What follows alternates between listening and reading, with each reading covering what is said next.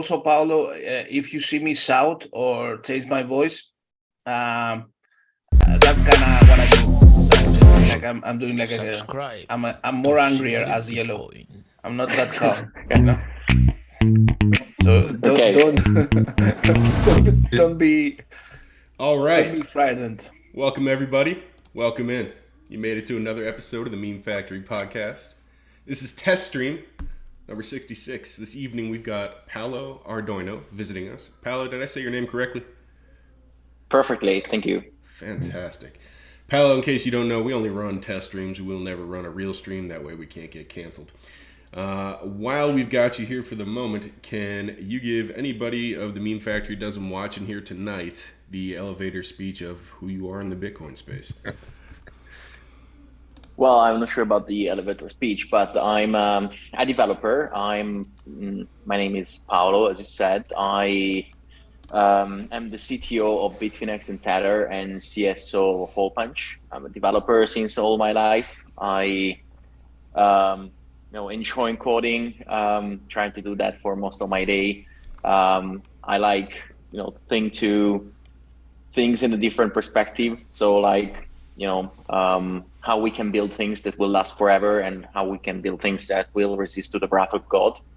And, that's why I like so much Bitcoin is to me, give me that feeling in a way, right? So that's me. Good. All right, so I know you're not a huge fan of the show. You may have seen some of it. We start these shows off by having our guests read the ad copy that's provided to us by our sponsors. It's the only way we figured out how we can get paid with such low volume. So if you could check your DMs, I've sent you your ad copy. We need you to read it so that we get paid. Okay. All right. Good evening, everyone. My name is Paolo, and this episode of the Meme Factory podcast is brought to you by the new fragrance produced by Sus Corp, Malaka Musk. Sus Corp is sensitive to the needs of highly regarded and wanted to offer a scent on par with our flagship scent, Grizzazz. Do you ever wish you could tell people you are a Bitcoiner without keeping while you're Should I do it again? No, you're live. Just roll with it. Oh, cool. Do you ever wish you could tell people you are a Bitcoiner while keeping your OPSEC intact? Are you socially awkward? Well, that's me. Have trouble talking with members of the opposite sex? Malaka Musk is a men's fragrance and infused with essence of Red Bull, banana bread, and a journey concert. Any Bitcoiner will know what you are about from far out. Sus Corp has developed its second fragrance or its lineup to let Bitcoiners know that you are a Bitcoiner from 200 yards out. So you don't have to introduce yourself as a Bitcoiner, and other people won't want to be in your presence anyway. If you're wearing Malaka Musk, you will never need to worry about talking to the opposite sex ever again. We promise. So head on over to http:// enter the promo code I need Malakam for 30% off of your first order of 1 gallon of more or more. Excellent. Hey.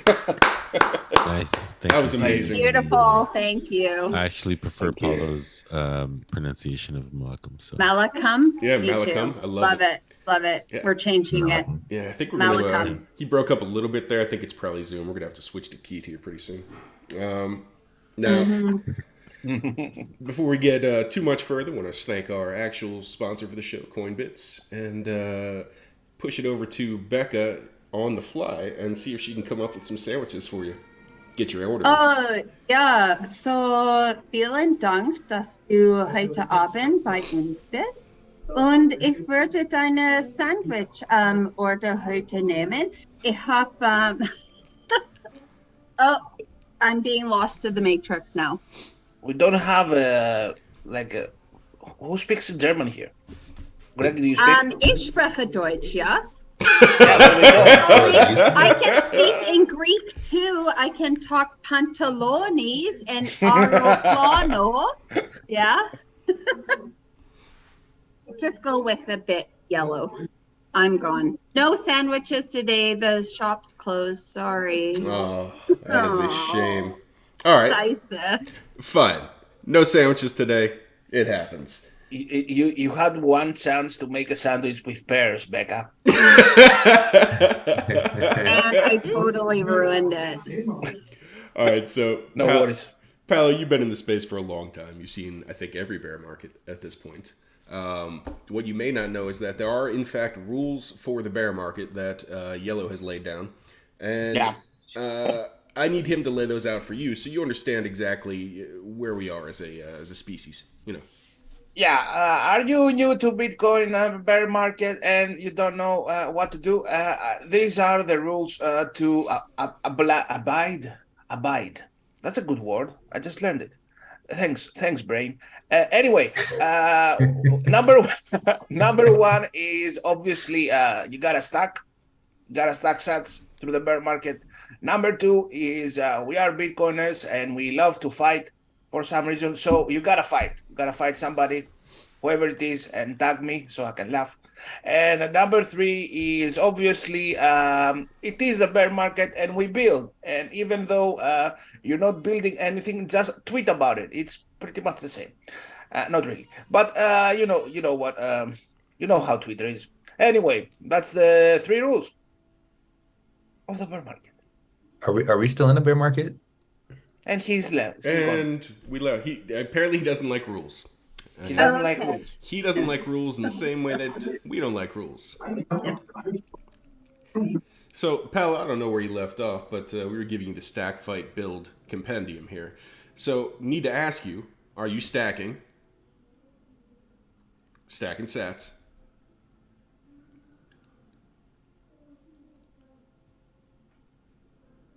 Are you trolling? Are you a bot? Definitely trolling. Yellow, did you get any fights today? This It sounds like we thing is need not- to transition Well, of to course. Keet. I mean, I from think he might need to update his grinder. Yeah. Okay, we get him back here. Here we go. okay, can you hear me, guys? We can hear you. Yes. All right, yes. So I'm stacking sats. I'm not sure if, I'm trolling, probably yes. I consider myself, a beginner, but I'm learning by the day. You're breaking up, Paolo. Damn it. Can you restart Grinder while we got you on here? Make it go a little better? Did you update it? There's a freeze frame. Sean, are you balling out today? Did you get a good workout? Yeah, we got a game on Sunday. Yeah. Okay. And then Marcus, you started a fight today. Yeah. I'm fighting the island I grew up in. But I think Paolo is back here. Yeah, we got him back. I'm fighting finance ministers now. That's pretty good. All right, so Paolo, you're stacking, you're trolling, you're learning how to troll. Are you fighting? Yeah, and I switched to a new Wi-Fi and hope that Zoom is not eating the entire bandwidth now. Nice. So number two, I guess it's fighting. Are you fighting lately in the bear market? How much fighting? Well, I mean, I think that I've been fighting since I put in my face on for Tether. I think I'm fighting every single day of my life. Yeah, you're fighting Tether truthers and Yes. and lawyers from everywhere. I imagine. Speaking of Tether, really appreciate the Bitcoin pump recently. Yeah, it was a combination of the 23rd of the prophecy and Paolo tweeting something green and having reply guys underneath him like, he tweeted green, let's go. All right, that brings us to the last pillar of a bear market, and that's building. And this is really why we wanted you here tonight. You have built something very interesting in Keet. Can you tell a little bit? Yeah. So Keet is a new project of a group of crazy developers, and including myself. So I've been in the space for a while. I've been, as I said, was saying before, a coder, and always enjoyed like creating things that would resist to the worst case scenario. I'm a big sci-fi fan. So I like to think that whatever happens, like we'll have an apocalypse, we'll have the craziest things in the world. We are going towards a full dystopian world. We are going towards a mass control of personal control by evil governments, right? And a little bit like Mr. Robot and. I find all these shows in a way fascinating, and I'm kind of guiding they are guiding the way I build stuff, and I think to problems.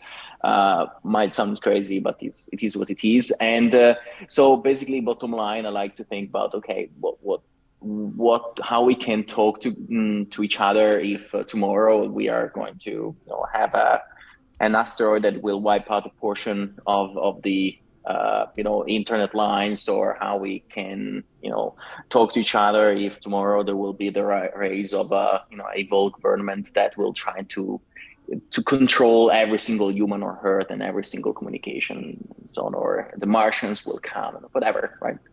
And so I've been always excited by this stuff, and also, of course, a big fan of technology. And so I'm one of the softwares I loved more in my past was BitTorrent, and BitTorrent was kind of the ultimate file sharing system. It's was the only thing that resisted to all the possible controls from and shutdowns. I remember, I lived through all the different other solutions. There was there were many. There was Napster at the beginning that was basically that created the entire craze around file sharing, and then there was GNU.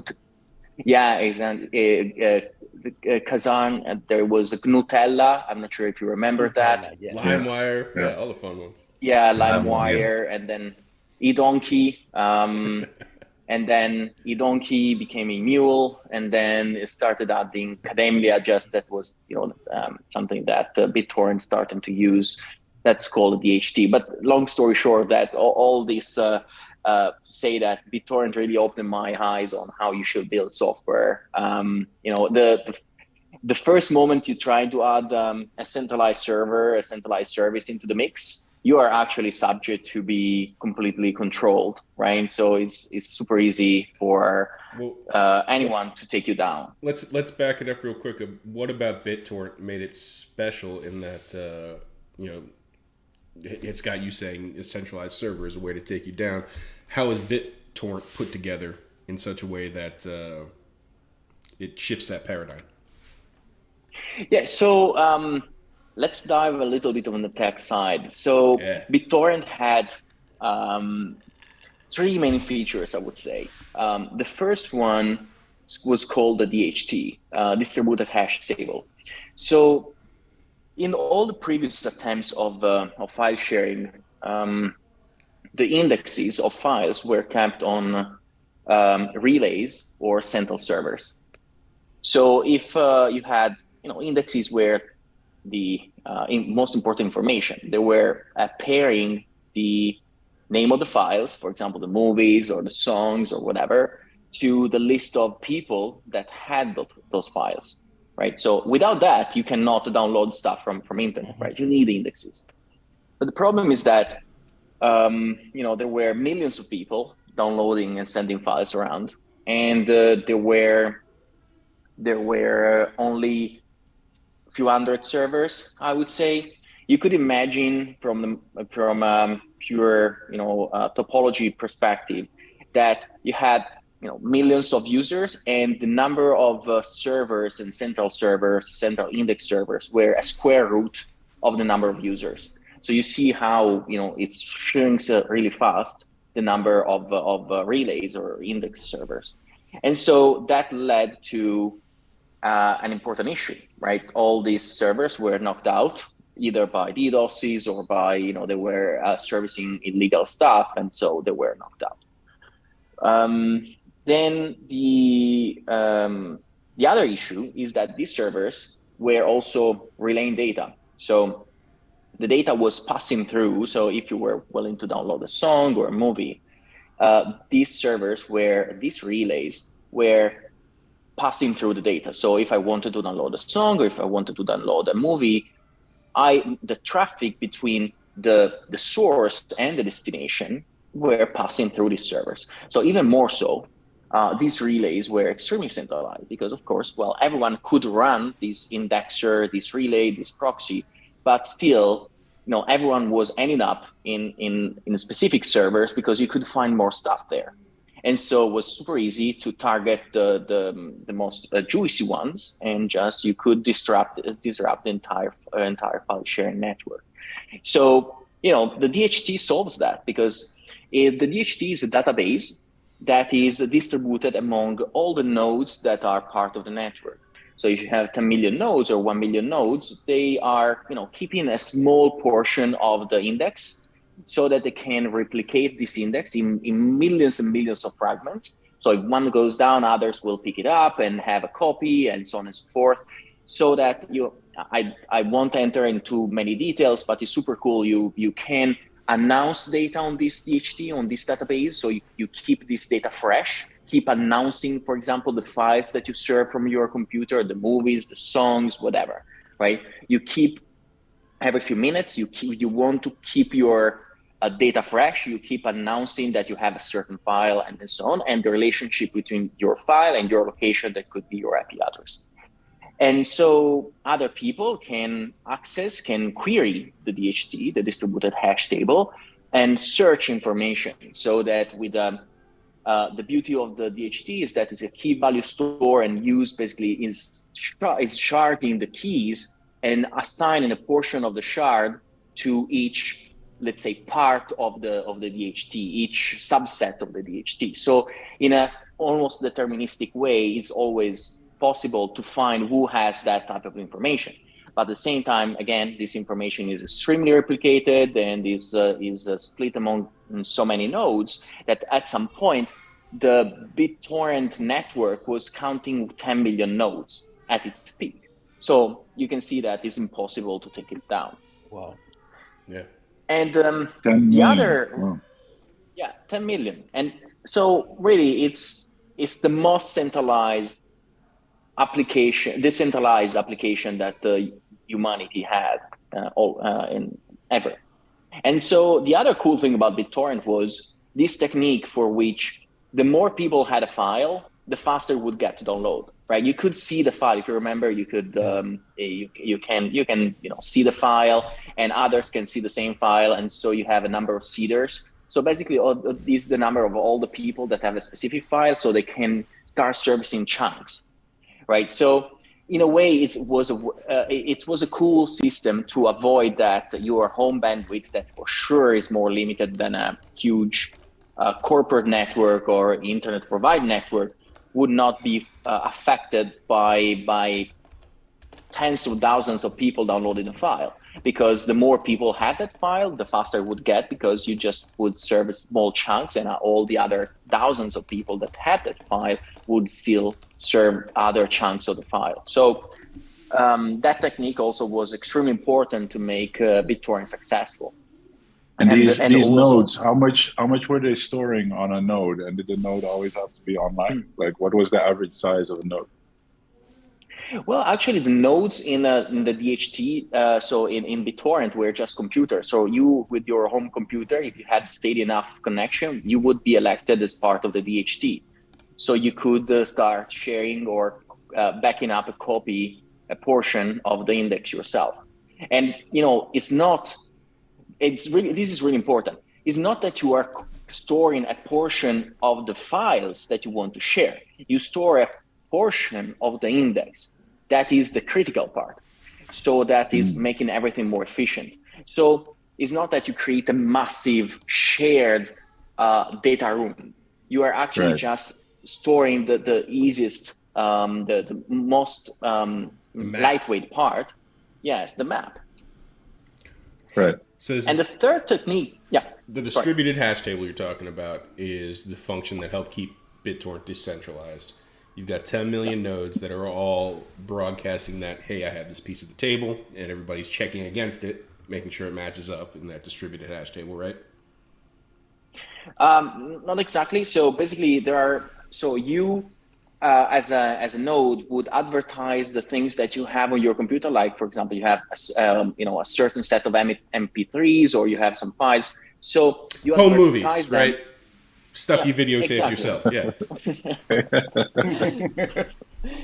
And this information would be stored by the nodes that have a proximity in terms of hash space towards the hash of those specific files. So, but you keeping them fresh. If you keep announcing that, you keep them fresh, because here's the cool thing, right? BitTorrent never tried to design a system that was bulletproof, right? So nowadays we're used to systems where they have the highest level of integrity, right? So if a small bit is lost, the entire system crumbles. But we imagine this, right? BitTorrent came up with this idea that a portion of the network could die, right? And so this constant re-announcing the fact that you have a file, if a portion of the network would go down, eventually after a few minutes, the information would be propagated again to the DHT. So the DHT would recover eventually. So it's a really beautiful part. It's like a way to make it extremely resilient. Because again, remember, asteroids can happen, and wars can happen, and so on, right? So you keeping fresh. It's like a cache in a memory cache. But it's fully distributed among millions and millions of nodes. So you keep pushing the information out every few minutes. It doesn't cost much to your computer to say, hey, I have these 1,000 files. Every 5 minutes, the information size is so small that will never affect your bandwidth. Of course, you are not pushing out the entire files. It's just, the hashes in a specific format and your IP address, so that people can know where to find them. And the other cool feature of BitTorrent was hole punching. So you remember with Nutella, with LimeWire, you had to go on your home router and you have to configure and open a port on your router and redirect that port to your home computer. Or a desktop, so that you could serve the files. My mom is watching, so Mom, I didn't do anything like this ever. Yeah, same. I never did anything like that either. But if I had done stuff like that, Paolo, how would I have continued doing it? I'm in Greece, so I don't care. I did it. I'm doing it basically. I'm doing it right now. Using LimeWire, yeah. All right, so tell us more about hole punch. And so basically, if you had to, it was complicated for most people, right? They have to follow guides and documentation. I mean, for the normal person that wanted to share files, was impossible to use. And so I was extremely limiting. But with BitTorrent starting to use heavily the hole punching technique, that is a way to establish a connection between two computers without basically passing through a central server. And that's the cool thing, right? So, and BitTorrent was servicing and is still, transacting tens of thousands of terabytes per week, right? Or even per day at its peak, without any issues, because people could connect to each other without passing through any central server, finding the shortest path between the two devices. And that, to me, is actually the holy grail of technology, right? It actually was how internet was born. Internet was a set of computers that could talk to each other via their IP address. That's it, right? So BitTorrent and hole punching are just resuming that concept. You take this technology and you suddenly don't need any central server. You don't need to have index servers. You don't need to have someone giving you or allowing you bandwidth. You're already paying for your home bandwidth. You can just connect to each other. You can send a huge file, 4 or 5 terabytes, gigabytes, whatever, it doesn't matter. And everything works seamlessly. So And it's not magic. It's actually the hole punching technique is something that is available in all firewalls, because it's the concept is super simple. If you think about your computer firewall, you're maybe using a Linux, Mac, Windows, whatever.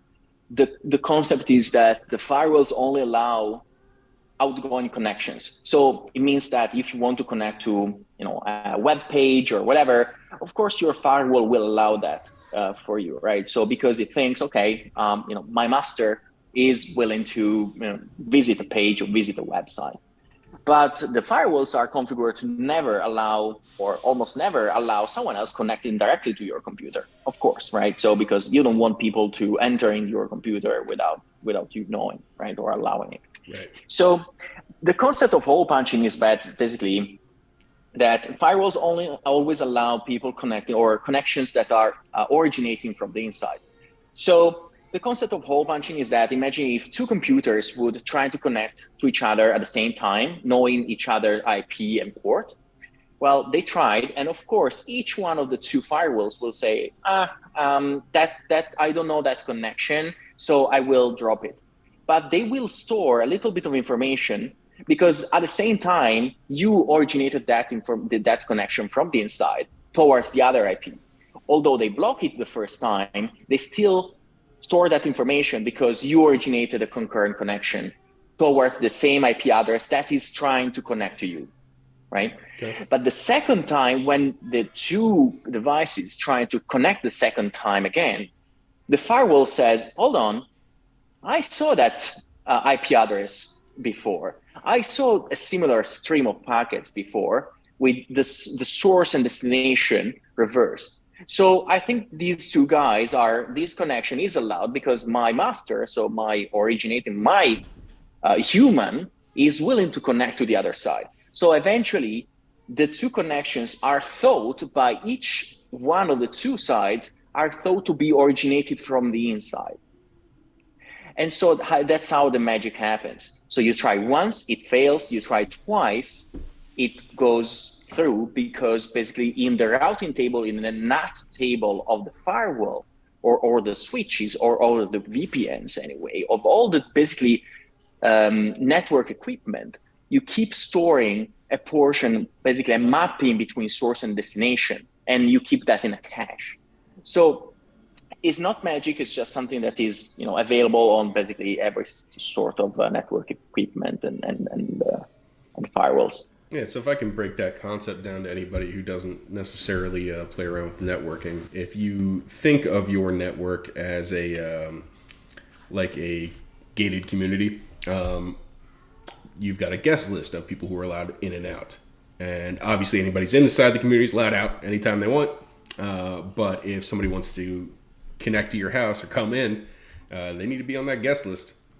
And it sounds to me like there's some sort of, it doesn't sound like hole punch is a protocol. It sounds like it's just the term for when these two computers try to connect. Yeah. Okay. I didn't realize that. All right, so they're just hole punching each other. It's built into the most firmware for networking gear. Is that what you're telling me? Yes. Okay. Yeah, in a simplified form, yes, exactly. Yeah. We're turning out holes into in holes. Cool. So how do we reach Keet? Was that like an evolution of those two breakthroughs, BitTorrent, or a little bit alteration, maybe? Well, actually, the hole punch protocol is taking the name from the hole punching technique, and the overall idea is that we realized that what BitTorrent was doing was extremely powerful, but was limited to file sharing. And we came to the realization of what if we can take all that stuff and use it for live conversation, live data streams, and create like an overlay on the internet. That basically, we started with this idea 5 years ago. We started build. It took 5 years to build, to refine all the different libraries, because we started from scratch and we're building the entire libraries and in JavaScript and C. And then, then we came to a point where the libraries were mature enough. We scratched our head and thought, okay, what would be the coolest thing to build on top of this technology? What would be, the the thing that everyone would think impossible to realize. And we thought, okay, well, a peer-to-peer video chat would make it, because eventually, I mean, we are taught to think that our computers are not powerful enough, and we need central servers, that cloud is our friend, and it's all, they are all lies, because actually our devices are extremely powerful. They can take beautiful photos, they can process 4K video streams, and that's it, right? So even your iPhone, if you have like a last generation, one of the few last generations of iPhones, it's so powerful, right? The same CPU is likely on the MacBooks M1 and M2s. They are super powerful, low power consumption, and so everything that we have in our home is probably much more, if all put together as a humanity, is probably thousands of times more powerful than all the data centers together.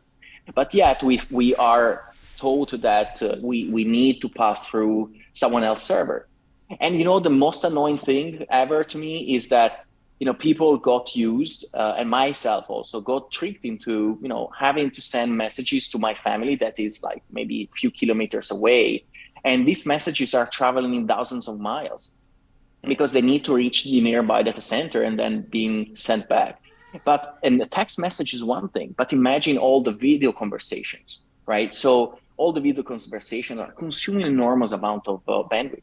And even more so, imagine you are in El Salvador, that they don't have any proper data center, or you are in Africa, right? What will happen there? We are talking a lot about how Bitcoin is improving the electricity grid, but imagine protocols like Hole Punch, they can insanely improve the internet grid, because suddenly you are reducing dramatically the pressure on network equipment that is countrywide network equipment, just because you need to send videos back and forth thousands of miles, because you cannot connect to your friend that is living in the same city. So that's the insanity of what technology and in the cloud in the last 20 years has pushed us to. So bypassing centralization, basically, you optimize what you have as best you can. Exactly.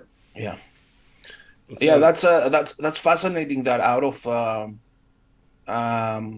the cyberpunk movement, of course, in the late 80s, basically, now Bitcoin, and out of the Bitcoin ecosystem, new products are out, like around decentralization, like Keet or Nostr, that are getting popular. And do you imagine like a future where Bitcoin's getting pretty popular too? The so-called, as Jack Dorsey says it, he went straight to Web 5. He yeah, we don't need so many tokens. We just can build like workable products that have utility and make sense to everybody.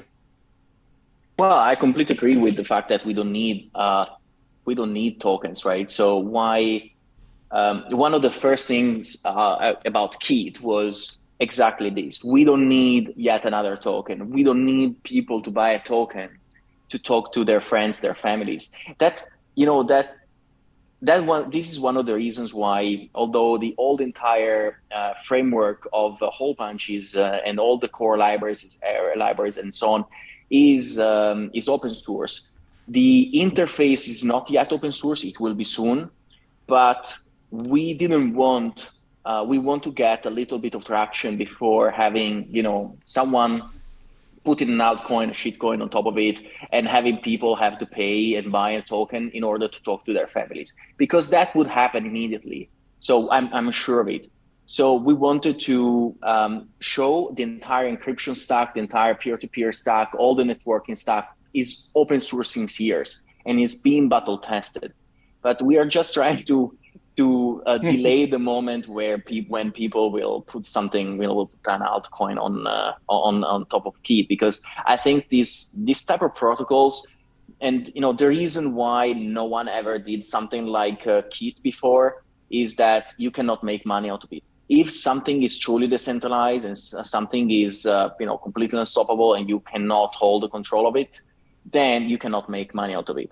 But to me, is the beauty of it, right? So it's if you have the control over something, over technology, you are held to enormous pressure, as even Twitter is proving, right? So what if we instead we can create a version of Twitter, a version of Zoom, a version of Telegram that everyone can use with their friends, and it's free, and as it should be, right? Free as in freedom.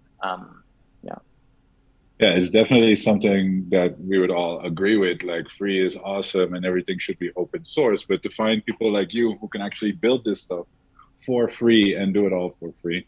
So there's no business model at all. Is it because you were early in Bitcoin and you can afford to do this, or like what motivates you to do this all for free? Well, the in part is that I'm lucky because I'm working for two companies that have been successful, and as part of this success, I think we think it's fair to create technology that goes in that follows the ethos of Bitcoin, right? So Satoshi could have pre-mined and 70% of its entire supply, and lived a long life as a celebrity.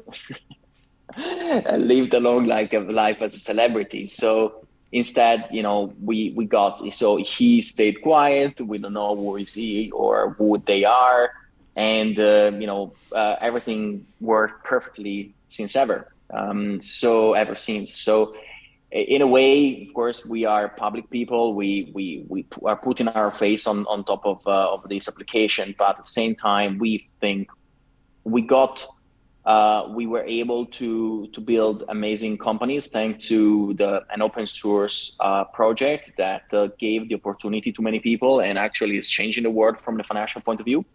And we came to the realization that Bitcoin is perfect as it is, and Bitcoin is a beautiful piece of code, but to reach the full freedom, you cannot have only financial freedom. You need to have freedom of communications.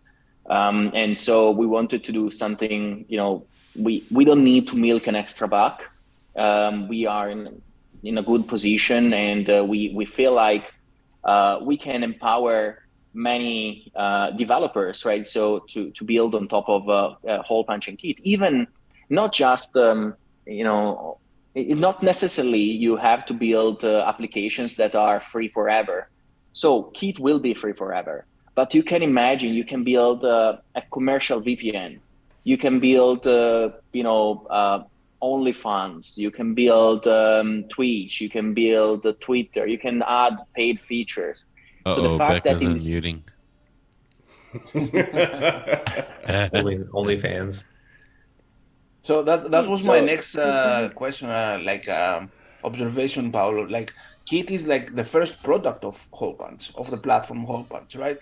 Like now, other products will be there, made by whoever that can monetize and have a business model completely different from Keet, right?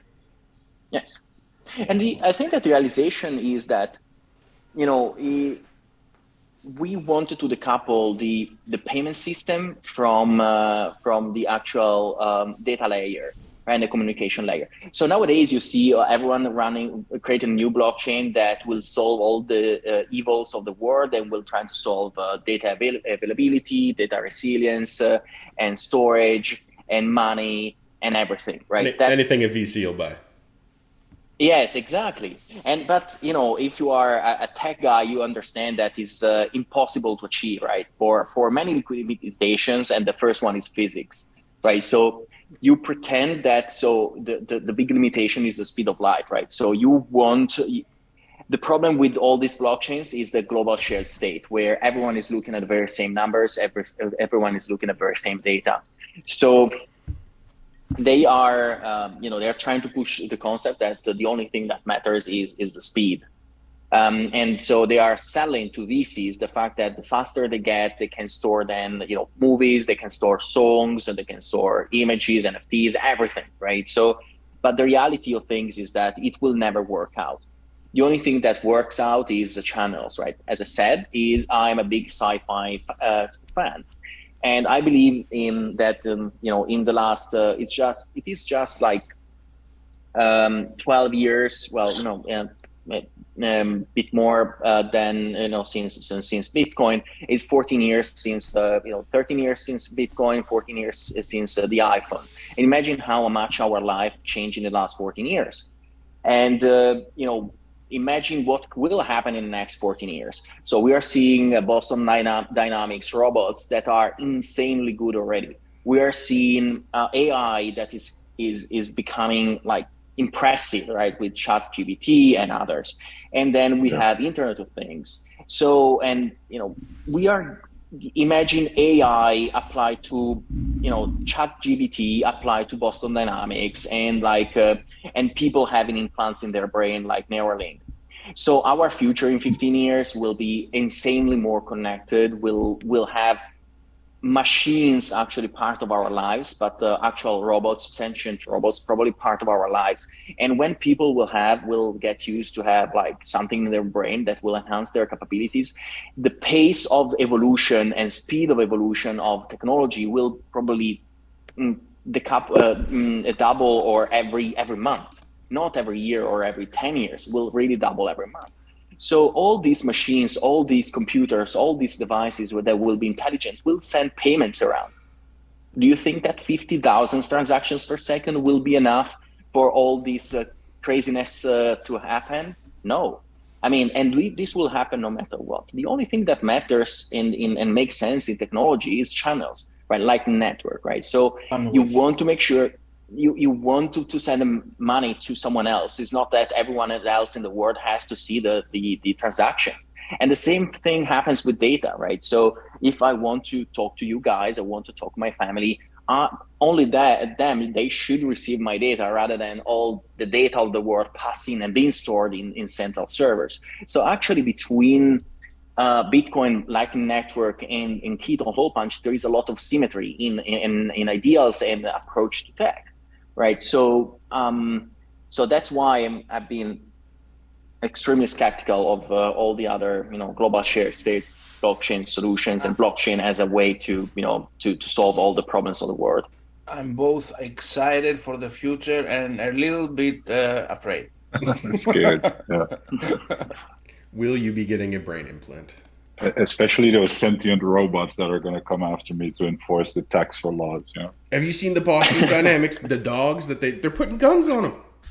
They're just running around with guns at the top of the dog. I don't know if I understood it correctly, but you hinted basically that true AI in the future will go through decentralization at some aspect, because it needs autonomy for that thing to be truly AI. Like, if it has a lease with a centralized entity, will it be truly AI? It won't be autonomous. That's a great point, right? So so nowadays we're seeing how Google is actually filtering information, right? So if you want an AI, the AI should be able to learn and decide by itself what is good, what is bad eventually, or so the problem with AI is that if we continue on this trajectory, we will have an AI that is actually a representation of its own creator. And so actually the future should be, we should have thousands of millions of AIs. Each one should learn based on, the people and the other AIs it interacts with, right? So that's the only way. So AIs should be subjective. AIs cannot be objectives. Otherwise, we just have a search engine, and that's what we have today. Yeah. Okay. So if you're obviously thinking a lot more and thought this through a lot more than I could ever say. What are some of the things you are looking at to either protect yourself or to prepare, or what are the things you're looking at when you think of this future? So when I think to this future, I think that in a way, I think Yellow said that is kind of scary from a certain point of view, and it is, right? Because you have, imagine a future where you have, a child that, approaches,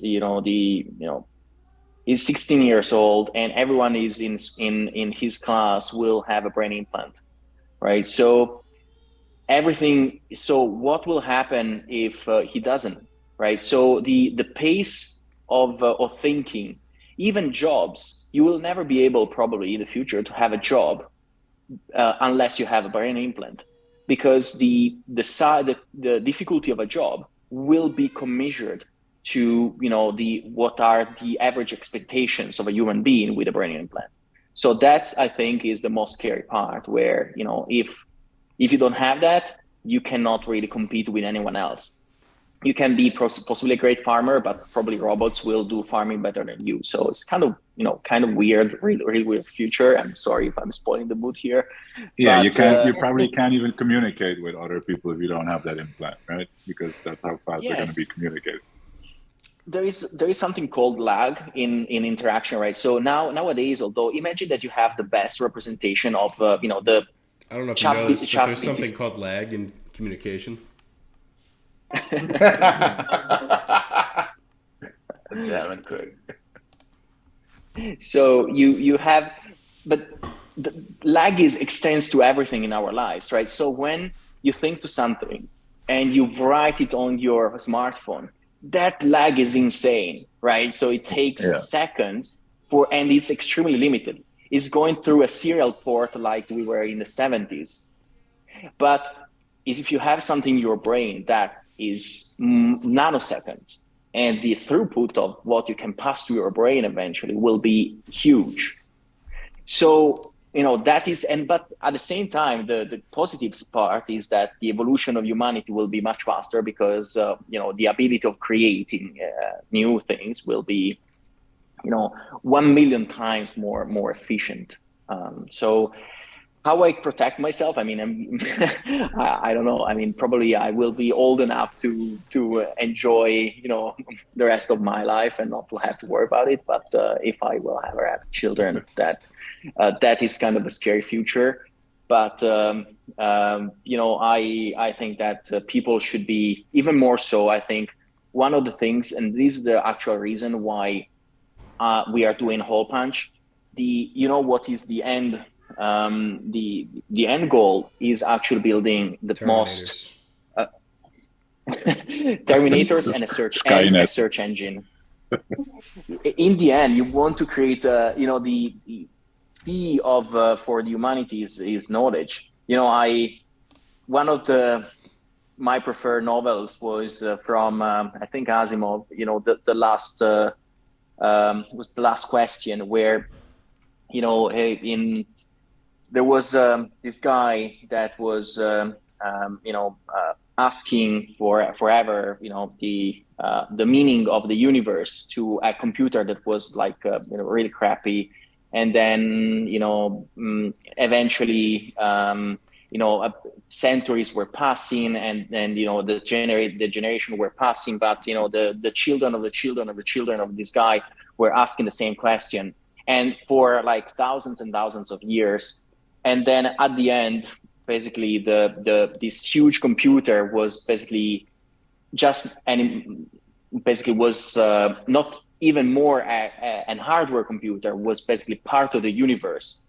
And then the computer itself thought itself to the question, does God exist? And fiat loops, right? So the universe became and start again, right? So I'm probably not narrating it properly, but for an Asimov fan. But to me, it's like the concept of, the more humanity will expand, the more knowledge will accrue, and the more knowledge will make better AIs. And eventually, these AIs will be, in a way, kind of a deity, right? Could be eventually be God, because they will know everything and will understand the universe in a form and a way that will never be able to understand. And of course, in order to do that, you need to make sure that Google or Microsoft or Amazon don't have full control or knowledge, because then you will have an opinionated God. Yeah. it's interesting that from one hand, the same technology can be used for a dystopian world and future, as in having different classes of people, like the one percenters with higher, let's say, availability to get higher processors for their brains, and like as you go lower, like the processors on the brains are like, but like Chinese made, Chinese made, They're yeah. ad supported. Yeah, exactly. Yeah. And then from the other hand, we have the so-called like hyper-Bitcoinized world where the incentives are good, simply put. Simply put, right? I don't know how those. I don't know. I don't have an. I don't. I really don't have a question, but just like my brain is like now exploding with possibilities. Paolo, have you ever read? It sounds like you have read the Age of Spiritual Machines by Ray Kurzweil. I didn't actually, Okay, but it was highly. it's a very good one. He talks about the potential bifurcation of the human species when they do something like integrating machines into your brain. But yeah, if you're already thinking about it, definitely worth the read. What I'm thinking is like these. Is it like Battlestar Galactica? You know what? It's not too different from some of the questions posed in Battlestar Galactica. Okay. Our biological brains and the evolution of that brain is really slow, right? I mean, compared to what computer chips and stuff. So all I'm imagining now in this future is that all these 16-year-olds are just like their brains are just gonna fry, you know, like they're gonna burn out and won't be able to keep up. You are. And imagine the security issues, right? So you have like people can hack your brain. I mean, Yeah. you ever seen the movie Johnny Mnemonic? Yes. Yes, of course. Well, dolphins and monks apart, I feel like it's not so different from the our future.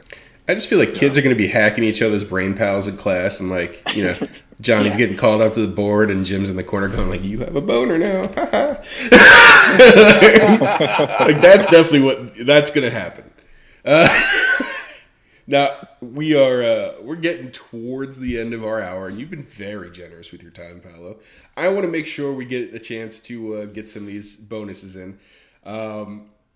We have to give out scores for the evening. Do I have any volunteers for the scoring? No? Okay.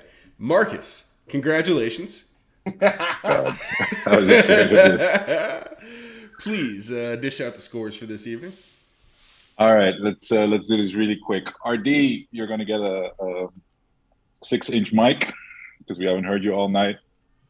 Becca, Fraulein Becca, you're gonna get a Wiener Schnitzel. Pedro, I'm gonna get you Oakley Ray-Ban combination of shades for those laser eyes you got there. Thank you. Sean, you're gonna get a protein shake, you know, for your game this weekend. Let's go. Paolo, wow, yeah. I'm gonna get you a swimming cap, you know, to put over your brain with. It's laced with foil paper, so nobody can hack your brain. Yellow. I love it. Yellow, green screen background with lots of dancing characters. And Greg, I'm gonna get you a cup with the text, "I get all the best guests on the show." So thanks for this evening. It was a great, was an inspiring show. So it's really cool to meet like these kind of inspirational thinkers and builders. So yeah, thanks. All right. Good scores, Marcus. Good scores. Let's move it along to Paolo. Paolo, you find yourself in an interesting position. You're in a live call with people in a factory that doesn't exist. Do you have questions for any of us while we're gathered here? Yeah. So what is the source of your memes? Right. So because I use a lot 9gag and trying to, but I'm a beginner with memes. So what is the thought process of for memes? I just listened to Justin Trudeau, and I make memes from him. So that's my source. Life imitating memes. Yeah, that's a good one. That is a good I would say it's being the class clown and observing stuff. That's it. Basically observing stuff and putting things together like that and that. Oh, that's fun now, for some reason. That's it. Yeah, and if you're really beginner, right? I mean, Meme-matic. You said 9gag Yes. with Meme-matic is a Meme-matic. really good hub of Well- where you all the most popular meme templates are there. So it's very easy to create a quick meme off a template. Yes. Yeah, for me it's like the Lightning Network. I've been building nodes of memes and like sources of memes, and then like finding the best routing paths through those. And like for a while you're looking at 4chan and Reddit and 9gag and Twitter, and then eventually you find friends that have similar senses of humor to you, and they send you the terrible shit that they find. Right, and then like all of it aggregates, and then your synapses are firing, and like you're talking about something that happens in the news, and this relay works. We're gonna go that way with this joke today. I don't know. That's the process. And mostly cutting faces and put it in other people's Most bodies. rainbow dildos. Yeah. There's nothing better than when two memes end up evolving to become one meme. That's the best. Yes. Yeah. Yeah. Yeah, and memes need to iterate, right? I mean, that's always the best, and then it's really a meme. You know, it's when other people take it over and roll with it. All right. Yeah. So I the find it best cool. is, I was just gonna say the best is when you don't watermark your memes and they get passed around. Oh, Shout out to Rope. you Shots call me fired. communist. Call me. All right. Most important question of the night coming from RD. RD, if you are still awake, and I think you are, I saw that mic unmute a minute ago. Hit him. Get some questions in here. Hey, Paolo, thanks for joining us tonight, man.